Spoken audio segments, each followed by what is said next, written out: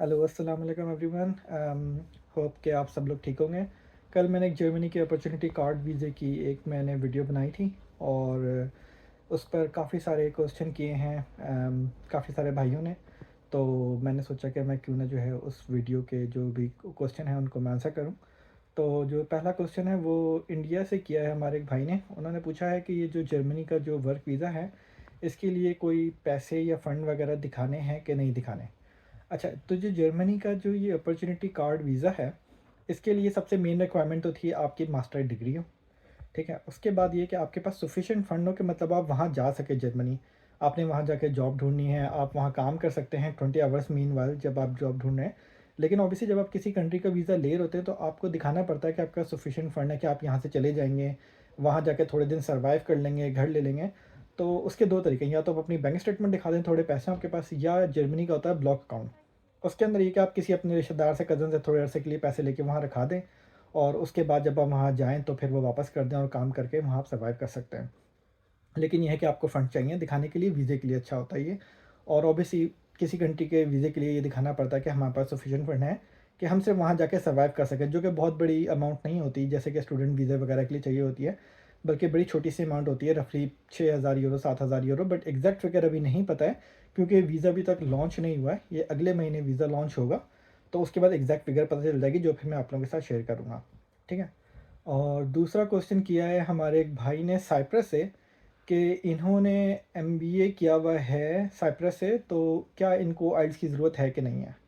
अच्छा, तो बात कुछ ऐसी है कि जैसे कि सिर्फ अब तक सिर्फ तीन ही चीज़ें मेन रिक्वायरमेंट थी कि आपके पास डिग्री होनी चाहिए मेन, ठीक है, और आपको इंग्लिश लैंग्वेज आनी चाहिए B2, क्योंकि ऑब्वियसली अगर आप एक डिफरेंट कंट्री में जा रहे हैं जर्मनी में ही, तो या तो आपको जर्मनी आनी चाहिए, जर्मन लैंग्वेज आनी चाहिए, आपको इंग्लिश आनी चाहिए।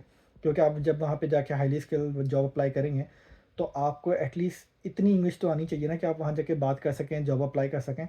तो उसके लिए जो क्राइटेरिया है वो उन्होंने B2 बोला है, इंग्लिश जिनको है। अगर जर्मन लैंग्वेज बेसिक आती है B1 तो उसका 1 पॉइंट है, लेकिन अगर आती है तो अच्छी बात है। वरना इंग्लिश लैंग्वेज का B2 का अगर आपके पास सर्टिफिकेट है या आपके पास डिग्री है इंग्लिश में, तो आपने पढ़ाई की है तो वो काफ़ी है, ठीक है। अच्छा, तीसरा हमारे भाई ने एक सवाल किया है पाकिस्तान से कि क्या जिसके पास मास्टर की डिग्री नहीं है तो क्या वो एलिजिबल है कि नहीं है। अच्छा, जिनके पास मास्टर की डिग्री नहीं है, उनके लिए ये है कि अगर उन्होंने कोई डिप्लोमा किया हुआ है, जैसे बड़े सारे लोग टेक्निकल में डिप्लोमा कर लेते हैं, या कोई नर्स है, किसी ने नर्सिंग का किया हुआ है, किसी ने हेल्थ केयर का किया हुआ है, या किसी ने ACCA किया हुआ है, तो उसके लिए ये है कि उस डिप्लोमा में अगर वो स्टेट उसको रिकग्नाइज़ करता है, उनके पास वो डिप्लोमा है और उसके उसके साथ उसके 4 पॉइंट्स हैं, अगर वो डिप्लोमा रिकग्नाइज्ड बाय स्टेट है तो, ठीक है। और अगर वो जर्मनी उसको एक्सेप्ट करता है तो उसके 4 पॉइंट्स, अगर आपने कोई डिप्लोमा किया हुआ है और, तो 4 पॉइंट तो आपके ये हो गए, ठीक है। अगर आपके पास कोई वर्क एक्सपीरियंस है, फॉर एग्जांपल आपके पास कोई 5 साल का एक्सपीरियंस है, 7 साल का, तो उसके 3 पॉइंट है, तो आपके 7 पॉइंट यही हो गए। अगर आपके पास 3 साल का वर्क एक्सपीरियंस है रिलेटेड टू योर डिप्लोमा, तो आपके 6 पॉइंट ये हो गए। 1 पॉइंट आपको लैंग्वेज का मिल गए। अगर आपकी एज 35 से कम है तो उसके 2 पॉइंट हैं। अगर आपकी एज 35 से ज़्यादा है, 40 के दरमियान है, तो उसका 1 पॉइंट है। अगर आपके साथ आपका स्पाउस जा रहा है तो उसका 1 पॉइंट है। अच्छा, और एक क्वेश्चन एक भाई ने ये भी किया है कि क्या फैमिली साथ ले जा सकते हैं, तो बिल्कुल फैमिली साथ ले जा सकते हैं, बल्कि उसका एक पॉइंट भी है स्पाउस का कि अगर आपकी फैमिली वाइफ आपके साथ जाए या हस्बैंड आपके साथ जाए, वाइफ अप्लाई करें, तो उसका भी एक पॉइंट है। तो फिलहाल ये सारे क्वेश्चन थे। तो मेन एक्चुअली जो जर्मनी का जो ये वीज़ा है ये अपॉर्चुनिटी वीज़ा है। इसके अंदर आपको कोई स्पॉन्सर नहीं चाहिए, कुछ नहीं चाहिए, सिर्फ बेसिक थोड़ी सी अमाउंट चाहिए कि आप वहाँ जाके सर्वाइव कर सकें। ये आपको दिखाना है। इंग्लिश लैंग्वेज थोड़ी सी आती होगी ऑब्वियसली, अब वहाँ जाके जॉब कैसे अप्लाई करेंगे और कैसे जॉब मिलेगी। तीसरा मेन चीज़ आपकी डिग्री थी, जो मास्टर की डिग्री हो। ये 3 चीज़ें मेन हैं, ठीक है। अगर आपके पास मास्टर की डिग्री नहीं है, आपके पास कोई डिप्लोमा है और आपके पास रिलेटेड वर्क एक्सपीरियंस फील्ड का सर्टिफिकेट है, तो आप उसके अंदर भी अप्लाई कर सकते हैं।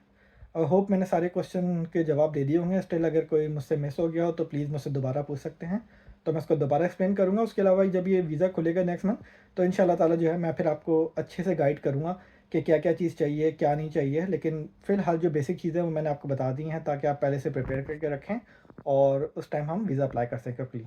Thank you. अल्लाह हाफ़िज़। प्लीज़ जो है वीडियो लाइक करेगा, शेयर करेगा और सब्सक्राइब करेगा। Thank you. अल्लाह हाफ़िज़।